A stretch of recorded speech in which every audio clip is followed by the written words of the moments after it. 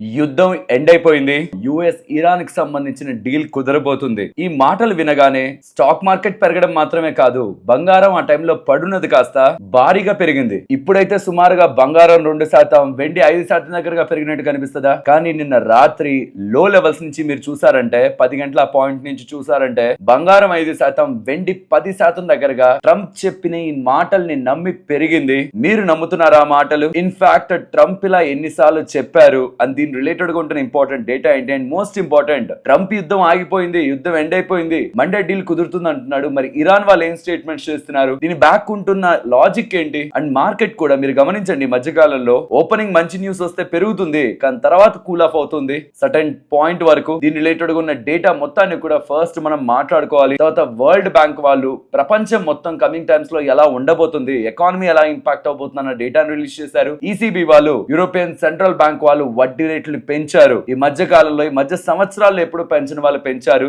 దీని రిలేటెడ్ గా ఇంపాక్ట్ ఎలా ఉంటుంది and gold and silver related గా ఏదైతే పుల్ బ్యాక్ వచ్చిందో, ఏదైతే నిన్న భారీగా పడిన బంగారం వెండి తర్వాత ఏదైతే పెరిగాయో, వీటి రిలేటెడ్ గా ఉంటున్న పాయింట్స్, ట్రంప్ రిలేటెడ్ గా చేస్తున్న డేటాని కూడా కంబైన్ చేసుకుంటూ, క్రూడ్ ఆయిల్ డేటాని మాట్లాడుకుంటూ, ఈ డేటాని గోల్డ్ అండ్ సిల్వర్ రిలేటెడ్ ఉన్న డేటాని కూడా మనం డిస్కస్ చేసుకునే ప్రయత్నం చేద్దాం. తర్వాత ఎఫ్ఐఎస్ రిలేటెడ్ ఉన్న సెల్లింగ్ డేటా అండ్ వాటి మార్కెట్ ఒక యాక్టివిటీ రిలేటెడ్ గా ఉంటున్న ఇంపార్టెంట్ పాయింట్స్, ఇంపార్టెంట్ జోన్స్ గురించి మాట్లాడుకుంటూ ఇవాళ మన మార్కెట్ అనాలిసిస్ ని ఎండ్ చేద్దాం. Hello friends, welcome to day trader Telugu. Good evening. నిన్న మన మార్కెట్స్ క్లోజ్ అయ్యాక ఫస్ట్ ఈ పోస్ట్ ట్రంప్ చేశారు, ఇరాన్ ని భారీగా కొట్టబోతున్నాం. ఎలా అంటే వాళ్ళకి సంబంధించి ఉంటున్న మొత్తం ఎకానమీ వీక్ అయిపోయేలా. ఇన్ఫాక్ట్ వాళ్ళ కార్గ్ ఐలాండ్, దీని గురించి మనం గతంలో మాట్లాడుకున్నామా, వీళ్ళకి సంబంధించి చాలా ఇంపార్టెంట్. అక్కడ వాళ్ళకి సంబంధించిన క్రూడ్ ఆయిల్ స్టోర్ అవడమే కాదు, ఫైనాన్షియల్ గా ఇరాన్ కి ఒక హార్ట్ లాంటిది కార్గ్ ఐలాండ్. సో ఆ కార్గ్ ఐలాండ్ ని కూడా తీసుకునే అంత స్టమక్ మా దగ్గర ఉండే, అంటే దాన్ని కూడా మేము తీసేసుకుంటాం, లైక్ వెనెజులా లాగా తీసేసుకుంటాం. అండ్ ఇరాన్ కి సంబంధించిన ఆయిల్ మొత్తాన్ని కూడా చేతిలోకి తెచ్చుకుంటాం, ఇరాన్ ని ఉక్కిరి ఉక్కిరి చేస్తామని అలా స్టేట్మెంట్స్ ట్రంప్ చేశారు. ఫస్ట్ చేసిన ఎగ్జాక్ట్ గా 8 గంటల 30 నిమిషాలు 45 నిమిషాల పాయింట్ కి కంప్లీట్ గా ప్లేట్ ని తిప్పేస్తూ ఇంకొక పోస్ట్ చేశారు. ఇరాన్ కి సంబంధించి మొత్తం డిస్కషన్స్ అయిపోయాయి, ఇద్దరి మధ్యలో డీల్ కుదిరిపోయింది. సైన్, డీల్ మీద సైన్ అనేది, ఎంఓయూ అనేది ఈ సాటర్డేనో మండేనో జరుగుతుంది. అండ్ ఆ డీల్ ని నేను ఇరాన్ మాత్రమే కాదు, అంటే అమెరికా ఇరాన్ మాత్రమే కాదు, మా ఇతర పార్ట్నర్స్ అందరూ కూడా, లైక్ యుఎస్ తో పాటు Israel, Saudi, UAE, Qatar, Turkey, Pakistan, Bahrain, Kuwait, Jordan and Egypt and others అందరూ కూడా అప్రూవ్ చేశారు. అంటే అందరికీ తెలిసిపోయింది ఆ డీల్ అని.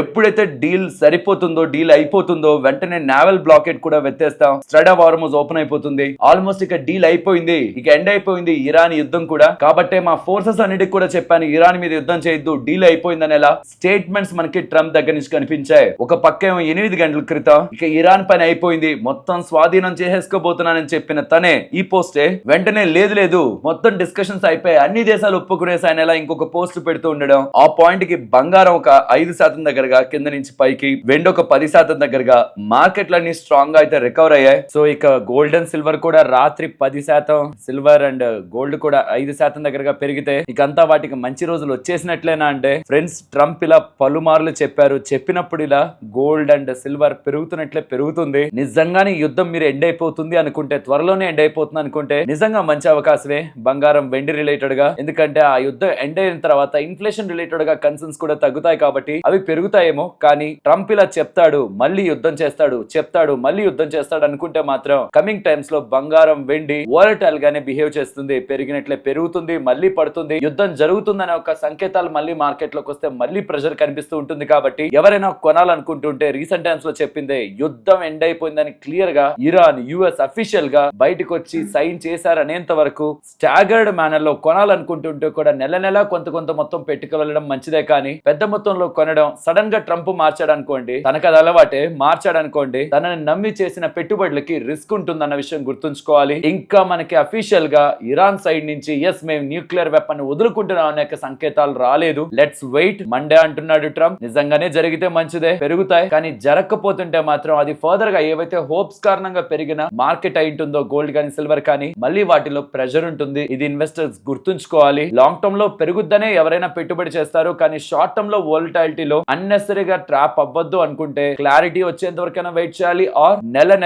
నెల కొంత మొత్తంలో అయినా పెట్టుబడి, అది మార్కెట్ లో అయినా బంగారంలో అయినా ఫాలో అవడం మంచిది. కానీ నా క్వశ్చన్ ఏంటంటే, ట్రంప్ ని ఎలాగో మనం అడగలేం, నేను మిమ్మల్ని అడుగుతున్నాను, మీరు ఇది నమ్ముతున్నారా? నేను నమ్మట్లేదు. ఎందుకంటే ఇది ఒకటో ఒకటోసారి కాదు, రెండోసారి కాదు, మూడోసారి కాదు, ఇది 39వ యుద్ధం ఎండ్ అయిపోతుంది, ఆల్మోస్ట్ ఫైనల్ కి వచ్చేసింది, కంక్లూజన్ తీసేసుకుంటున్నామని ట్రంప్ చెప్పడం. దీనికి ఇరాన్ ఏం రెస్పాన్స్ ఇచ్చింది, దీన్ని మాట్లాడుకుందాం. బట్ దానికి ముందు ట్రంప్ ఎన్నిసార్లు యుద్ధం ఎండ్ అయిపోతుంది, ఎండింగ్ లో ఉంది, ఇరాన్ సరెండర్ అయిపోయింది, ఇరాన్ న్యూక్లియర్ డీల్ వద్దనుకుంటుంది, ఇలా ఎన్నిసార్లు చెప్పారో ఒకసారి క్లిప్స్ అర్థమైందా? 39 సార్లు. ఇది 39వ ట్రంప్ ఆ స్టేట్మెంట్ చేయడం. సో కాబట్టి నేను పర్సనల్ గా దీన్ని ఎంతవరకు తీసుకుంటున్నాను అంటే పాజిటివ్ గానే తీసుకుంటున్నాను. కానీ ఎలా తీసుకుంటున్నానంటే ఇరాన్ మీద యుద్ధం చేస్తే వాళ్ళకు వచ్చే లాభం ఏదీ లేదని ట్రంప్ కి తెలుసు కాబట్టి ఎటువంటి పరిస్థితుల్లోనూ ఇరాన్ మీద ఒక లెవెల్ కి మించి అగ్రెషన్ చూపించకూడదు. కాబట్టి ఇరాన్ వాళ్ళు వీళ్ళ హెలికాప్టర్ ని కూల్చినా వీళ్ళు ఏం చేయలేదని ఒక పేరు వీళ్ళకి ఉండిపోకుండా ఇక భారీ మొత్తంలో యుద్ధం చేస్తామని ఎలా భయపెట్టి వాళ్ళ కాలు బేరానికి వచ్చారు కాబట్టి మేము వదిలేస్తున్నామని ఎలా కవర్ చేసుకునే ప్రయత్నం ట్రంప్ చేస్తున్నారే కానీ అక్కడ ఇరాన్ తగ్గినట్లు ఆ డీల్ కుదిరిపోయినట్లు న్యూక్లియర్ వెపన్ మాకు వద్దన్నట్టు ఒక్క అఫీషియల్ స్టేట్మెంట్ కూడా లేదు. ఇరాన్ వాళ్ళు చేస్తున్న స్టేట్మెంట్స్ ఏంటంటే, వాళ్ళ ఫారెన్ మినిస్టర్ చేస్తున్న స్టేట్మెంట్స్ ఏంటంటే యుఎస్ తో డీల్ ఆల్మోస్ట్ ఫైనలైజ్ అయితే అయింది కానీ డెసిషన్ తీసుకోలేదు. ఏదైతే బయట వార్తలు వస్తున్నాయో ఆల్మోస్ట్ డీల్ ఎండ్ అయిపోయింది, సైన్స్ పెట్టేసుకుంటారు అంటే ఆల్మోస్ట్ ఇంకా ఫైనలైజేషన్ అయిపోయినట్లు అని, అది నిజమేం కాదు. నథింగ్ హ్యాస్ బీన్ ఫైనలైజ్డ్ అని ఇరాన్ కి సంబంధించిన foreign ministry spokes person statement చేస్తున్నారు. డీల్ అయితే మాట్లాడుకుంటున్నారు, ఆల్మోస్ట్ టర్మ్స్ అన్ని కూడా large part of the deal కూడా ఫైనలైజ్ అయింది. ఇంకా కొన్ని ఫైనలైజ్ అవ్వాలి, ఇంకా ఫైనల్ డిస్కషన్ ఏం రాలేదు. ఫైనలైజ్ కొన్ని విషయాల మీద అవ్వాలి, అది అయిన తర్వాత డీల్ అవుతుంది అండ్ ఎక్కడ అవుతుంది, ఏ కంట్రీలో అవుతుంది అన్న ఒక డెసిషన్ అయితే ఇంకా తీసుకోలేదని, మిగతావి ఏవైతే బయట టైమింగ్ అండ్ ప్లేస్ కనిపిస్తున్నాయి అంటే యూరోప్ లో జరుగుతుంది సైన్ అని చెప్పారు డీల్ అండ్ మండే లోపు అయిపోద్ది అన్నారు, అవన్నీ కూడా స్పెక్యులేటివ్ అని, ఇంకా ఏవి ఫైనలైజ్ కాలేదనేలా ఇరాన్ కి సంబంధించిన అఫీషియల్ స్టేట్మెంట్స్ మనకి కనిపిస్తూ ఉన్నాయి. అండ్ ఈ ఎంటైర్ ఇష్యూ రిలేటెడ్ గా ఇజ్రాయెల్ కి సంబంధించిన ప్రైమ్ మినిస్టర్ ఆఫీస్ వాళ్ళు కూడా రెస్పాండ్ అయ్యారు. ఇజ్రాయెల్ ఎటువంటి డీల్ లో భాగం కాకపోయినా అంటే యుఎస్ ఇరాన్ రిలేటెడ్ గా జరిగే MOU లో ఇజ్రాయెల్ భాగం కాకపోయినా డీల్ అయితే జరగబోతుంది కాబట్టి దీని రిలేటెడ్ గా ప్రెసిడెంట్ ట్రంప్ కి అప్రిసియేషన్ తెలుపుతూ, బికాస్ ఫైనల్ అగ్రిమెంట్ లో ఎటువంటి ఎన్రిచ్డ్ మెటీరియల్ కూడా న్యూక్లియర్ వెపన్స్ రిలేటెడ్ గా ఉండకూడదనే ఒక స్ట్రాంగ్ అగ్రిమెంట్ ని ట్రంప్ తీసుకున్నారని అండ్ ఎన్రిచ్డ్ మెటీరియల్ కూడా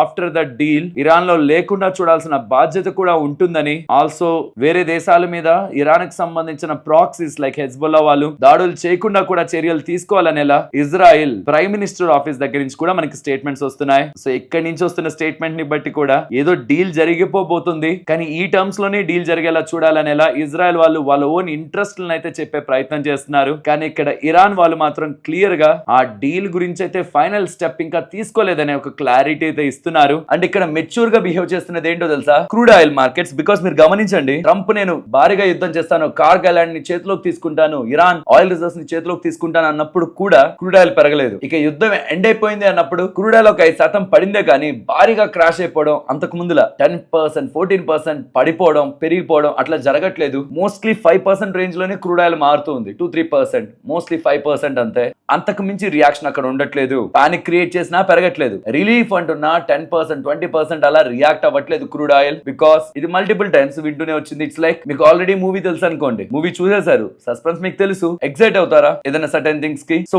ప్రాబబ్లీ మార్కెట్ కూడా ట్రంప్ చేసే స్టేట్మెంట్స్ కి ఎక్సైట్ అవడం తగ్గించేసింది. కానీ ఎంతలా యాజ్ ఎ పొలిటికల్ గా తను ఎంతలా గేమ్ ఆడుతున్నాడో చూడండి. CNBC హెడ్లైన్స్ ఇది, Trump threatens to seize Kargil and other oil infrastructure, Iran కి సంబంధించిన సీజ్ చేస్తాడు, భారీగా యుద్ధం జరగబోతుంది అనే ఒక పాయింట్ నుంచి కొద్ది గంటల వ్యవధిలో డీల్ అయిపోవడం కాదు, ఇంకొక 8 నేషన్స్ ఒక పేర్లు చెప్తూ వాళ్ళందరూ కూడా అగ్రీ చేశారు ఈ డీల్ కి, మొత్తం కుదిరిపోయింది మా మధ్యలో అనేలా అప్డేట్ కి మార్చడం. ఈ కంప్లీట్ షిఫ్ట్ పేషెంట్ ICU లో పేషెంట్స్ కి ఈ వెంటిలేటర్ రిలేటెడ్ గా సపోర్ట్ ఇస్తూ తీస్తూ ఉండే ప్రయత్నం చేస్తారా? అలా మార్కెట్స్ తో ట్రంప్ అయితే ఆడుకుంటున్నారు. మరి నిజంగానే ఈ సాటర్డే లేదా సండే లేదా మండే ఏదైనా బిగ్ అనౌన్స్మెంట్ వస్తుందా, ఏదైనా బిగ్ థింగ్ ఉంటుందా వాళ్ళ దగ్గర నుంచి మనకు తెలియదు. కానీ ఒకవేళ లేకపోతుంటే మాత్రం ఇది మార్కెట్ ని ఫూల్ చేయడం లాంటిదే. కాబట్టి మీరు గమనించండి, మార్కెట్స్ ఓపెనింగ్ బానే ఓపెన్ అవుతున్నాయి, బట్ దాని తర్వాత కొంత కూల్ ఆఫ్ అయితే వస్తుంది. తర్వాత మార్కెట్ ఉంటున్న అప్డేట్ ని సీరియస్ గా తీసుకుంటే పెరుగుతుంది, సీరియస్ గా తీసుకోకపోతుంటే సెకండ్ హాఫ్ లో మళ్ళీ నెగిటివ్ కు వెళ్తూ వచ్చింది. ఈ మధ్యకాలంలో మీరు గమనిస్తూ వస్తే ఉంటున్న చిన్న అప్డేట్స్ కూడా మార్కెట్ ట్రస్ట్ చేయడం మానేసింది. ఫైనల్ కంక్లూజన్ వచ్చాక చూద్దాంలే అనుకునేలా మార్కెట్ లో కూడా క్వశ్చన్ మార్క్స్ ఉంటున్నాయి. కానీ ఈవెన్ ప్రెసిడెంట్ స్టేట్మెంట్ చేస్తున్నా సరే నమ్మే పరిస్థితిలో మార్కెట్ అయితే లేదు. లేటెస్ట్ గా ఈరోజు ఆఫ్టర్నూన్ ఇరాన్ మీడియా హౌస్ నుంచి ఈ US ఇరాన్ డీల్ రిలేటెడ్ గా ప్రోగ్రెస్ ని అప్డేట్ చేస్తూ నెక్స్ట్ కమింగ్ వీక్ ఈ డీల్ రిలేటెడ్ గా జెనీవాలో మీటింగ్ ఉండబోతుందని US ఇరాన్ కి మధ్య అని అప్డేట్ చేస్తూ ఈ డీల్ రిలేటెడ్ గా ఉన్న డ్రాఫ్ట్ లో మనం ఇంపార్టెంట్ గా మనం గమనిస్తే స్ట్రైట్ ఆఫ్ హార్మోజ్ ని రీఓపెన్ చేయాలని, ప్రీవియస్ గా ఏదైతే US government Iran Iran oil మీద శాంక్షన్స్ విధించిందో ఆ శాంక్షన్స్ ని లిఫ్ట్ చేయాలని, ఏదైతే ప్రీవియస్ గా ఇరాన్ సంబంధించిన అసెట్స్ ఫండ్స్ ని యుఎస్ గవర్నమెంట్ ఫ్రీజ్ చేసిందో వాటన్నిటిని రిలీజ్ చేయాలని, నెక్స్ట్ ఇరాన్ సరౌండింగ్స్ లో ఉన్న యుఎస్ ఫోర్సెస్ ని విత్డ్రా చేసుకోవాలని ఈ డీల్లో ఉన్నాయి. ఒకవేళ ఇదే మనకి ప్రొసీడ్ అయితే ప్రీవియస్ గా ఏదైతే శాంక్షన్స్ ఉంటాయో మనకి ఆయిల్ రిలేటెడ్ గా అవి రిలీజ్ అవ్వడం వల్ల మనకి ఏదైతే స్ట్రైట్ ఆఫ్ హార్మోస్ అనేది కంప్లీట్ గా ఓపెన్ అవ్వడం వల్ల ఏదైతే మనకి ఎనర్జీ క్రైసిస్ అనేది ఉందో అదనేది తగ్గడం జరుగుతుంటుంది. సో ఏదైతే మనకి ఈ స్ట్రైట్ ఆఫ్ హార్మోస్ అనేది ఓపెన్ అయ్యేదానికి ఛాన్సెస్ ఉంటాయి, ప్లస్ శాంక్షన్స్ రిలేటెడ్ కూడా రిలాక్సేషన్స్ వస్తాయి అనే ఈ పాజిటివ్ అప్డేట్స్, ప్లస్ ఈ వార్ రిలేటెడ్ గా కూడా మనకి టెన్షన్స్ అనేటివి క్లియర్ అవుతాయి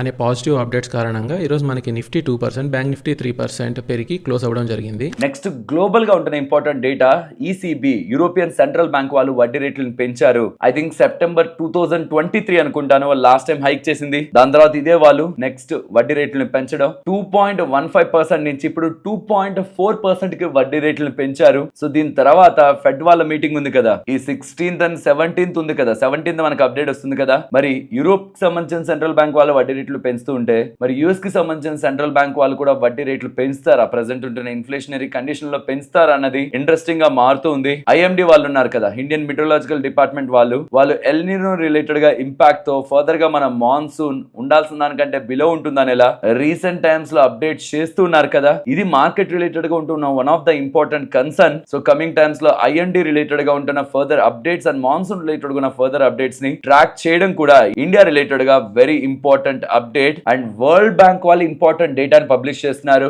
వరల్డ్ గ్లోబల్ రిలేటెడ్ గా అంటే గ్లోబల్ గా ఉంటున్న అన్ని కంట్రీస్ రిలేటెడ్ గా గ్రోత్ అవుట్లుక్ ని 2.5% కి కట్ చేస్తున్నారు. ఇక్కడ బాగా అర్థం చేసుకోవాలి, గ్లోబల్ గా ఉంటున్న గ్రోత్ అది గతంలో 2.9% దగ్గరగా ఉంటుందనేలా లీస్ట్ ఎక్స్పెక్టేషన్స్ లైనా ఉన్నారు. ఇప్పుడు 2.5 కి వచ్చింది. అండ్ ఇంకేం వార్నింగ్ ఇస్తున్నారు చూడండి, ఒకవేళ వార్ రిలేటెడ్ గా ఇంటెన్సిటీ ఇలానే కొనసాగుతూ ఉండి ఆ స్ట్రైట్ ఆఫ్ హార్మోస్ ఓపెన్ అవ్వకపోతే 2.5 కూడా కష్టమే, 1.3% గ్రోత్ గ్లోబల్ గా మనం చూస్తామనేలా ఒక బిగ్ వార్నింగ్ వరల్డ్ బ్యాంక్ వాళ్ళు ఇస్తున్నారు. మరి ఇండియా రిలేటెడ్ గా ఏమని చెప్తున్నారు, 6.6% దగ్గరగా గ్రోత్ ఎస్టిమేట్స్ అయితే వాళ్ళు ఉన్నారు. స్టిల్ అది గతంలో ఉంటున్న ఎక్స్పెక్టేషన్స్ కంటే కొంత తక్కువే అవుతున్నా ప్రపంచ మార్కెట్లను కంపేర్ చేస్తే ఇండియా స్ట్రాంగ్ గానే గ్రోత్ ఉందనే ఎక్స్పెక్టేషన్స్ లోనే వరల్డ్ బ్యాంక్ వాళ్ళైతే ఉన్నారు. ఈ రీసెంట్ గా యుద్ధం స్టార్ట్ అయిన తర్వాత ఇండియా రిలేటెడ్ గా growth I think FY27 related గా 6.5% అని చెప్పారు. దాని నుంచి గ్లోబల్ గా ఉంటున్న గ్రోత్ అయితే స్లో డౌన్ లోనే పెట్టారు, కానీ ఇండియా రిలేటెడ్ గా మాత్రం 6.6% గ్రోత్ అనేలా వరల్డ్ బ్యాంక్ దగ్గర నుంచి డేటా మనకు కనిపిస్తుంది. ఇదిలా ఉంటే మోస్ట్లీ చాలా ప్లాట్ఫామ్స్ లో మీకు ఇది కొంత నెగ్లెక్టెడ్ గానే కనిపిస్తున్నా, అంటే నేషనల్ మీడియాలో మీకు ఎక్కడ దీని గురించి పెద్దగా డిస్కషన్స్ జరగట్లేదు. కానీ యుఎస్ వాళ్ళు చేసిన అటాక్ కారణంగా ఇండియన్స్ ముగ్గురు కాలం చేస్తూ ఉండడం, వాళ్ళకి ఏ అన్యం పుణ్యం తెలియదు. నిన్నటి వీడియోలో కూడా దీని గురించి మెన్షన్ చేశాను.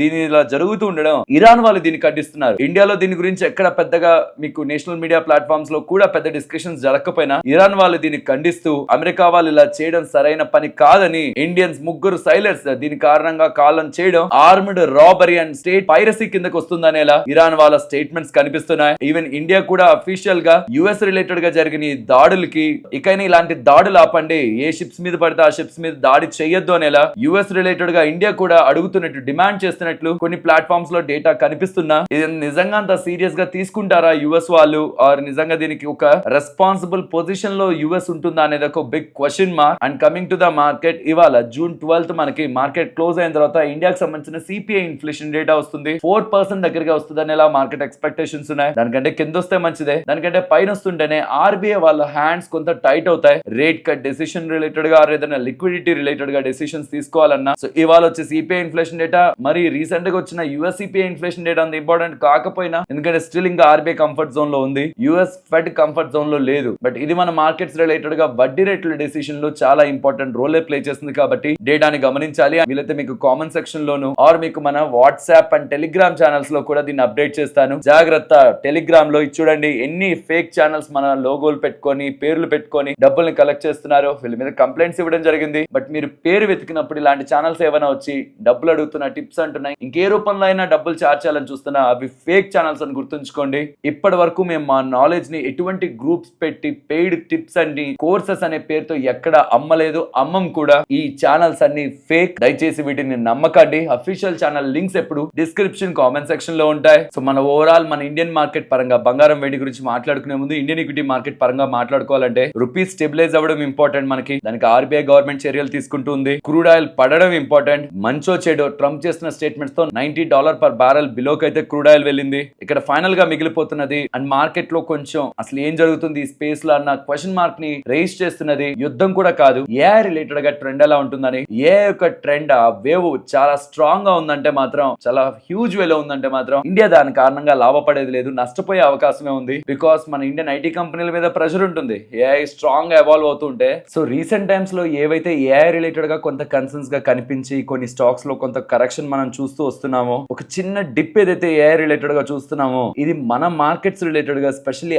ఐటీ రిలేటెడ్ గా స్టెబిలైజేషన్ తీసుకొచ్చే ఒక టెంపరీ ఫ్యాక్టర్ లా ఉంటుంది అన్న ఒక హోప్స్ అయితే రైజ్ అయ్యాయి. మరి అది ఎంతకాలం సస్టైన్ అవుతుందా అని చూడాలి. ఏఐ రిలేటెడ్ గా స్ట్రాంగ్ అడ్వాన్స్మెంట్స్ వస్తున్నప్పుడు ఆటోమేటిక్ గా దాని ఇంపాక్ట్ ఏంటనేది పక్కన పెడితే, దాని ఇంపాక్ట్ ఉంటుందా లేదా అనేది పక్కన పెడితే, మార్కెట్ లో ఉంటున్న ఫియర్ తో రియాక్షన్ అయితే మనకి ఐటీ స్పేస్ మీద స్ట్రాంగ్ గా కనిపిస్తూ ఇప్పుడు లో లెవెల్స్ దగ్గర ఐటీ ఇండెక్స్ అయితే ఉంది. So in coming times major question mark ఏదైనా ఉందా అంటే ఓవరాల్ మార్కెట్ రిలేటెడ్ గా స్పెషల్లీ ఐటీ రిలేటెడ్ గా which impacts Sensex and Nifty, one of the heavy weightages కాబట్టి ఐటీ స్టాక్స్ అనేవి ఐటీ రిలేటెడ్ గా ఎలాంటి ఇంపాక్ట్ ఉంటుంది. స్పెషల్లీ మార్కెట్స్ రిలేటెడ్ గా అవుట్ ఫ్లోస్ కూడా, ఎఫ్ఐఎస్ ఒక అవుట్ ఫ్లోస్ కూడా ఏఐ స్ట్రాంగ్ గా ఉంటున్న కంట్రీస్ కి వెళ్తున్నప్పుడు ఈక్విటీ మార్కెట్స్ రిలేటెడ్ గానే ఎఫ్ఐఎస్ ఒక సెల్లింగ్ ప్రెషర్ కొనసాగుతూ ఉంటుంది. కాబట్టి ఏఐ రిలేటెడ్ గా ఫర్దర్ గా ఉంటున్న ఎటువంటి స్ట్రెంగ్త్ అప్డేట్స్ అయినా సరే, స్ట్రాంగ్ పాజిటివ్ అప్డేట్స్ అయినా సరే, అదంతా మంచిగా అయితే మన మార్కెట్స్ రిలేటెడ్ గా ప్లే అవ్వదు. ఇది ఒక మేజర్ కన్సర్న్ గా షార్ట్ టర్మ్ లో మార్కెట్స్ రిలేటెడ్ గా ఉంటుంది. దీనికి తోడు ఐఎండి వాళ్ళు చెప్తున్న ఎల్నినో ఒక ఇంపాక్ట్ మాన్సూన్స్ మీద ఎలా ఉంటుంది అనేది ఈ రెండే మన ఇండియా రిలేటెడ్ గా డొమెస్టిక్ గా మనం ఫోకస్ చేస్తున్న మెయిన్ ఎలిమెంట్స్. బట్ ఉంటున్న ఇష్యూస్ మాత్రం కొంత సార్ట్ అవుట్ అవుతున్నాయి. రూపీ రిలేటెడ్ గా ఉంటున్న స్టెబిలిటీని తీసుకురావడానికి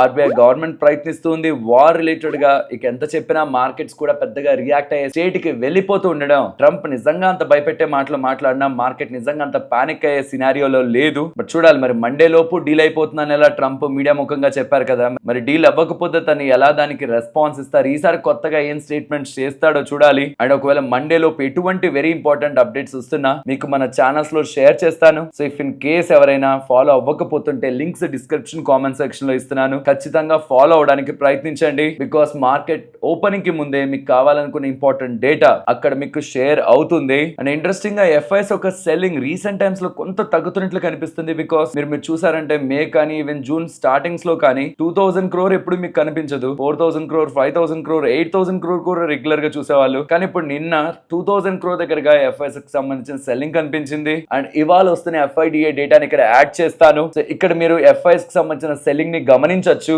అండ్ మార్కెట్స్ పరంగా రీసెంట్ డేస్ లో కూడా చెప్పాను 23,070 జూన్ 8వ తేదీ అక్కడికే వెళ్ళింది. జూన్ 9వ తేదీ కూడా సుమారుగా అక్కడికి రావడానికి ప్రయత్నించిన దాని పైకే వెళ్ళి ఆగింది. బట్ నిన్న అదే దగ్గరకు వచ్చింది. ఆ జూన్ 8వ తేదీ లెవెల్ ఏదైతే 23,070 ఉందో అక్కడికే వచ్చి మార్కెట్ రికవర్ అయ్యే ప్రయత్నం అయితే జరిగింది. కానీ విక్స్ ని గమనించారా, 15 కి బిలో వెళ్ళింది. సో మార్కెట్ లో కమింగ్ టైమ్స్ లో అంత పెద్ద పానిక్ ఎలిమెంట్స్ ఏముండవనేలా మార్కెట్ అనుకుంటుంది. Let's wait Saturday, Sunday and specially Monday కూడా డీల్ అవ్వచ్చని ఎలా ట్రంప్ అన్నాడు. కాబట్టి ఎటువంటి అప్డేట్స్ వస్తాయని ఫ్రెండ్స్ ఇలా మార్కెట్ రిలేటెడ్ గా ఉంటున్న టోటల్ ఇన్ఫర్మేషన్ ని సింప్లిఫై చేస్తూ వీడియో మీ ముందుకు తీసుకురావడానికి మేము ఎఫర్ట్స్ పెట్టామని మీరు అనుకుంటూ ఉంటే మన వీడియోని ఒక్క లైక్ చేస్తూ పెడుతున్న ఎఫర్ట్స్ ని ఎంకరేజ్ చేయండి. నెక్స్ట్ చాలా మంది రీసెంట్ టైమ్స్ లో అడిగిన క్వశ్చన్, వేదాంత ఏమో డీమర్జర్ అయిపోయింది, స్టాక్ ప్రైస్ ఏమో తగ్గిపోయింది, కానీ మిగిలిన స్టాక్స్ ఎప్పుడు మార్కెట్ లోకి వచ్చి లిస్ట్ అవుతాయని కదా. మిగిలిన 4 బిజినెస్లు aluminium, power, oil and gas and iron, steel and బిజినెస్లు ఇవన్నీ కూడా ఈ 4 కూడా మండే మార్కెట్ లో లిస్ట్ అవబోతున్నాయి. ప్రెసెంట్ ఉన్న వేదాంత లిమిటెడ్ లో మోస్ట్ ఆఫ్ ద వాల్యూ అంతా కూడా ఇప్పుడు హిందుస్థాన్ జింక్ రిలేటెడ్ గానే వస్తుంది.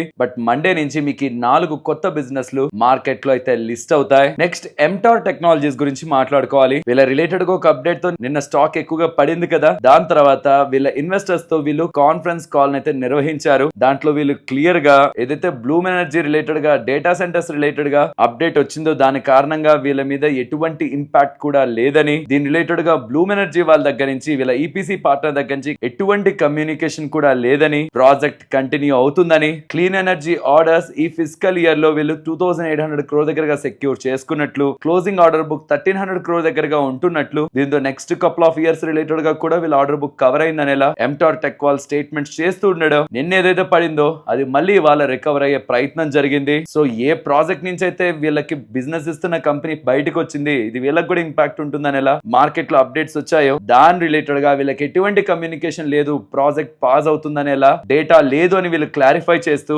బ్లూమ్ ఎనర్జీ ఒకటే కాదు మేము మిగతా వాటి రిలేటెడ్ గా కూడా ఆర్డర్స్ ని డైవర్సిఫై చేశామనే స్టేట్మెంట్స్ కూడా శ్రీనివాస్ గారు ఎంటార్ టెక్నాలజీస్ రిలేటెడ్ గా స్టేట్మెంట్స్ చేస్తూ ఉండడం స్టాక్ ఇలా పెరగడానికి కారణం. తను చేసిన ఫర్దర్ స్టేట్మెంట్స్ ని కూడా ఇక్కడ మీకు స్క్రీన్ ముందు ఉంచుతున్నాను. నెక్స్ట్ మైక్రోసాఫ్ట్ కి సంబంధించి ఇండియా చీఫ్ ఉన్నారా, తనకు ఇంపార్టెంట్ స్టేట్మెంట్స్ చేశారు. మైక్రోసాఫ్ట్ కి సంబంధించిన రాజీవ్ కుమార్ గారు ఏఐ కమింగ్ టైమ్స్ లో జాబ్స్ రీప్లేస్ చేయడం కాదు ఇంకా ఎక్కువ జాబ్స్ తీసుకురాబోతుంది, ఇండియన్ ఇంజనీర్స్ కొలాబరేషన్ రిలేటెడ్ గా ఫోకస్ చేయాలి, ఏఐ రిలేటెడ్ గా స్కిల్ డెవలప్మెంట్ రిలేటెడ్ గా ఫోకస్ చేయాలని మైక్రోసాఫ్ట్ ఒక India chief managing director and president of Microsoft India development centre statements చేశారు. అంటే ఒకప్పుడు ఒక స్కిల్ నేర్చుకుంటే జీవితాంతం పనికొచ్చేది, కానీ ఇప్పుడు ఏ స్కిల్ అయినా నేర్చుకుంటే దాని లైఫ్ స్పాన్ చాలా తక్కువ ఉందని, ఎందుకంటే ఇంకొక కొత్త స్కిల్ త్వరలోనే వచ్చేస్తుందని, కాబట్టి కంటిన్యూస్ గా నేర్చుకుంటూ అడాప్టబుల్ గా ఉంటూ స్కిల్స్ ని ఎన్హాన్స్ చేసుకుంటున్నప్పుడు కొత్త కొత్త ఆపర్చునిటీస్ అన్ని ఎవాల్వ్ అవుతూ ఇంకా మోర్ ఎంప్లాయ్మెంట్ క్రియేట్ అవుతుంది అనేలా తన స్టేట్మెంట్స్ అయితే చేశారు. సో ఇంకా క్లియర్ గా చెప్పాలంటే ఏఐ కమింగ్ టైమ్స్ లో అడ్వాన్స్ అయ్యే కొద్దీ కొత్త జాబ్స్ క్రియేట్ అవుతాయి, కాబట్టి ఇంజనీర్స్ దాని మీద ఫోకస్ పెట్టాలి అనేలా స్టేట్మెంట్స్ ఇండియాకి సంబంధించిన మైక్రోసాఫ్ట్ హెడ్ దగ్గర నుంచి కనిపిస్తూ ఉన్నాయి. ఫ్రెండ్స్ ఇప్పుడు షేర్ చేసిన డేటా మీకు వాల్యుబుల్ గానే అనిపించిందా? అనిపిస్తే మన వీడియోని తప్పకుండా లైక్ చేయండి. విన్సోల్ ఎనర్జీ వాళ్ళకి 49 crore 80 lakhs చేసే orders 400 kV EHV transmission line project related గా గుజరాత్ నుంచి లభించినట్లు ఎక్స్చేంజెస్ కి చెప్తున్నారు. నెక్స్ట్ సెబీ వాళ్ళు ఎన్ఎస్సి లో ఒక ప్రైస్, బిఎస్సి లో ఒక price, specially illiquid stocks related గా జరుగుతూ ఉంటుందా? అలా కాకుండా ఎన్ఎస్సి లో బిఎస్సి లో ఒకే స్టాక్ ధర ఉండేలా యూనిఫామ్ ప్రైస్ బ్యాండ్స్ ని రెండిట్లో ఉంచాలనే ఒక ప్రపోజల్ ని తీసుకొస్తున్నట్లు కనిపిస్తుంది. దీంతో ఆర్బిట్రాజ్ అయితే కొంత తగ్గుతుంది. స్పెషల్లీ ఇది ఆర్బిట్రాజ్ ఫండ్స్ రిలేటెడ్ గా అంత మంచి విషయం ఏం కాదు, రీటైల్ ఇన్వెస్టర్స్ కి ఇది మంచి విషయమే. దీన్ని ఎలా ఎగ్జిక్యూట్ చేయబోతున్నారు అనేది main question, because buyers and sellers రెండిట్లో వేరువేరుగా ఉంటారు. ఎగ్జిక్యూషన్ ఎలా జరుగుతుందో చూడాలి. Next government of India gold కి సంబంధించిన బేస్ ఇంపోర్ట్ ప్రైస్ ని 10 grams కి $80 దగ్గరగా కట్ చేస్తూ ప్రెసెంట్ 10 grams కి $1,343 దగ్గరగా బేస్ ఇంపోర్ట్ ప్రైస్ నైతే ఉంచుతూ ఉంది. అలాగే సిల్వర్ రిలేటెడ్ గా పర్ కేజీ $276 ని బేస్ ఇంపోర్ట్ ప్రైస్ కట్ చేస్తూ పర్ కేజీ 2092 రూపీస్ దగ్గరగా బేస్ ఇంపోర్ట్ డ్యూటీని అయితే ఉంచుతూ ఉంది. రైల్వే టికెట్స్ బుక్ చేసే వాళ్ళకి శుభవార్త, కమింగ్ టైమ్స్ లో కొత్త ఐఆర్సిటిసి వెబ్సైట్ అయితే రాబోతుంది. దాని లాంచ్ డేట్ గురించి అశ్విని వైష్ణవ్ గారు స్టేట్మెంట్స్ చేశారు. దీంతో ఫాస్టర్ టికెట్ బుకింగ్స్ చేసుకోవచ్చు అని, Tatkal booking status, seat choice feature and కొత్త కొత్త ఫీచర్స్ అని కూడా ఈ ఐఆర్సిటిసి వెబ్సైట్ లో ఉండబోతున్నాయని ఎలా తన స్టేట్మెంట్స్ చేస్తున్నారు రైల్వే మినిస్టర్ అశ్విని వైష్ణవ్ గారు. ఈ వెబ్సైట్ జూలై 15వ తేదీకి లాంచ్ అవుతుందంట. చూడాలి మరి ఇంట్రెస్టింగ్ ఎలా ఉంటుందో. అండ్ వెబ్సైట్ ని మార్చినంత మాత్రాన ఫాస్ట్ గా టికెట్లు బుక్ చేసుకోవచ్చా అంటే అది క్వశ్చన్ మార్కే. దానికి తగ్గ టికెట్స్ కూడా ఉండాలి. ప్రెసెంట్ సిస్టమ్ లో పర్ మినిట్ కి 32,000 టికెట్స్ బుక్ చేయగలిగితే కొత్తగా రాబోతున్న సిస్టమ్ లో పర్ మినిట్ కి 1.5 lakh టికెట్స్ ని బుక్ చేయొచ్చంట. అండ్ ఎంక్వైరీస్ కూడా కరెంట్ కెపాసిటీలో 4 lakh చేసుకోగలుగుతుంటే కొత్తగా వచ్చే సిస్టమ్ లో 40 lakh ఎంక్వైరీస్ చేసుకోవచ్చని. సీట్ సెలెక్షన్ చాయిస్ కానివ్వండి, స్పెషల్లీ ఫ్యామిలీస్ కి, సీనియర్ సిటిజన్స్ కి, అండ్ ఎవరైతే లోయర్ బెర్త్స్ కావాలి, స్పెసిఫిక్ కోచే కావాలనుకుంటుంటారో వాళ్ళకి ఇది ఖచ్చితంగా బెనిఫిట్ ఇస్తుందని, కొత్త వెబ్సైట్ ఫ్రెండ్లీగా ఉంటుందని అలా స్టేట్మెంట్స్ కనిపిస్తున్నాయి. సో డెఫినెట్లీ ఎవరైతే ఐఆర్సిటిసి వెబ్సైట్ రెగ్యులర్ గా వాడుతూ ఉంటారో జూలై 15th నుంచి వాళ్ళకి మంచి ఎక్స్పీరియన్స్ ఉండాలని అయితే ఎక్స్పెక్ట్ చేస్తున్నాను. ఈ కొత్త ఐఆర్సిటిసి వెబ్సైట్ నిజంగా ఇప్పటి వరకు ఉన్న కష్టాలని తీర్చేస్తుందని అయితే మీరు నమ్ముతున్నారా? చూద్దాం. జూలై 15th దీనికి మనకు ఆన్సర్ దొరుకుతుంది. నెక్స్ట్ టాటా మోటార్స్ వాళ్ళు వాళ్ళ ప్యాసింజర్ వెహికల్స్ రిలేటెడ్ గా ప్రైజెస్ ని జూలై 1st నుంచి 1.5% పెంచబోతున్నట్టు బోత్ ఎలక్ట్రిక్ వెహికల్స్ కి, ఇంటర్నల్ కంబషన్ ఇంజన్స్ కి రెండింటికి కూడా, petrol, diesel and electric vehicles అన్నిటికీ కూడా పెంచబోతున్నట్టు అప్డేట్స్ అయితే చేస్తున్నారు. ఇన్పుట్ కాస్ట్లు పెరగడం కారణంగా దాన్ని కస్టమర్ కి పాస్ ఆన్ చేయాలనే ప్రయత్నంలో ఇలా చేస్తున్నట్లయితే డేటా కనిపిస్తూ ఉంది. నెక్స్ట్ వడాఫోన్ ఐడియా గురించి మాట్లాడుకోవాలి. ఐడియా గ్రూప్ ఉంది కదా, అంటే ఈ ఆదిత్య బిర్లా గ్రూప్ ఎంటిటీకి సంబంధించిన ఐడియా గ్రూప్ ఉంది కదా, వాళ్ళు 4,730 crore దగ్గరగా ఇన్వెస్ట్మెంట్ ఆదిత్య బిర్లా గ్రూప్ ఎంటిటీలో నుంచి ఇన్వెస్ట్మెంట్ చేయడానికి షేర్ హోల్డర్స్ అప్రూవ్ చేశారని ఇలా అప్డేట్స్ అయితే కనిపిస్తూ ఉన్నాయి. సో బిర్లా గ్రూప్ దగ్గర నుంచి 4,730 కోట్లు రాబోతుందనే ఒక అంచనాతో స్టాక్ అయితే ఇవాళ పెరిగింది. బికాస్ అంత పెద్ద మొత్తంలో డబ్బులు పెడుతున్నారంటేనే బిజినెస్ ని సస్టైన్ చేయాలనే ఇంట్రెస్ట్ ఉంటేనే చేస్తారని అయితే మార్కెట్ ఎక్స్పెక్ట్ చేస్తూ ఉంది. అండ్ కుమార్ మంగళం బిర్లా గారు కూడా Vodafone idea toughest phase phase నుంచి ఎమర్జ్ అయిందని, ఇన్వెస్టర్స్ కంగారు పడాల్సిన నీడ్ లేదని, ఆ 4730 కోట్లలో 1730 కోట్లు క్యాపిటల్ ఎక్స్పెండిచర్ కి, మిగిలిన 3000 కోట్లు అప్పును తీర్చడానికి ఉపయోగిస్తుంది వడాఫోన్ ఐడియా అనేలా స్టేట్మెంట్స్ అయితే చేశారు. సో ఇది వారెంట్స్ ని అలాట్ చేయడం కారణంగా ఈజీఎం లో త్రూ వారెంట్స్ ఈ ఫండ్ రైజ్ చేస్తున్నట్లయితే కనిపిస్తుంది. దీంతో ఆదిత్య బిర్లా గ్రూప్ కి పర్టికులర్ టెలికాం అంటే వడాఫోన్ ఐడియాలో వాటా 9.6 నుంచి 13% కి అయితే పెరుగుతుంది because of this warrant. Next Hitachi energy వాళ్ళు సుమారుగా 2000 కోట్లు పెట్టి new large power transformer factory related గా వీళ్ళు వడోదరాలో గుజరాత్ లో ఇన్వెస్ట్మెంట్ చేయబోతున్నారనేలా హిటాచీ ఎనర్జీ వాళ్ళు అప్డేట్ చేస్తున్నారు. నెక్స్ట్ సైంట్ వాళ్ళు గతంలో బైబ్యాక్ అనౌన్స్ చేశారు కదా, 125 రూపీస్ పర్ షేర్ లెక్కన 720 crore కి బైబ్యాక్ చేస్తారని. దీనికి వీళ్ళు రికార్డ్ డేట్ గా June 17th ని ఫిక్స్ చేస్తున్నట్లు అప్డేట్ చేస్తున్నారు. సరే మరి నేను ఉండనా, మరొక ఇంట్రెస్టింగ్ వీడియోతో మళ్ళీ మీ ముందుకు వస్తాను. అంతవరకు టేక్ కేర్, జై హింద్.